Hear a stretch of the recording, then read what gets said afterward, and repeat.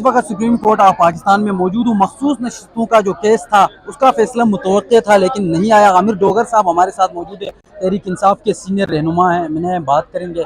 Sir बहुत शुक्रिया। क्यों नहीं आया सर फैसला? भाई, इस फैसले को गैर ज़रूरी तौर पे तात्तुल का शिकार किया जा रहा है। ये फैसला तो 1 या 2 दिन के अंदर आ सकता है, क्योंकि जिन्होंने ये सारा बहरान पैदा किया अब उन्हीं के पास हम खड़े हैं।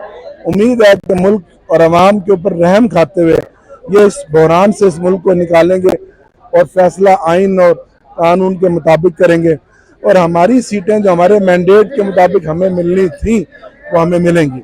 सर ये बताएगा कि आज फैसला मुतवक्का था, ऐसा क्या वजह बनी कि नहीं आ पाया ये फैसला?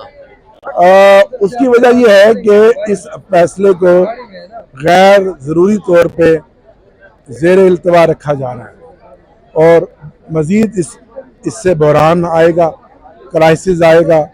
बजट पास हुआ एक नामुकम्मल असम्बली ने। पाकिस्तान की तारीख में इतना जालिम और इतना अवाम खुश बजट नहीं आना जो कि IMF का डिक्टेट किया हुआ था।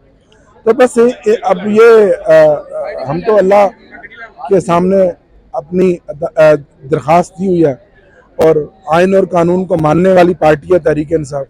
हमें आज भी इस बड़ी भारी भरकम अदालत से उम्मीद है। ये जो पत्थरों की अदालत है जिसपे सफ़ेद बाहर पत्थर लगे हुए हैं, इस पे संगे मरमर लगा हुआ है, कि अगर ये अदालत अपना वकार खो जाएगी, अगर ये भी फैसले आइन और कानून के मुताबिक नहीं देगी, तो फिर ये माशरा तो जो इमरान खान कहता है जंगल का माशरा बन जाएगा। व्यवस्था रह शजर से उम्मीद बाहर रहे।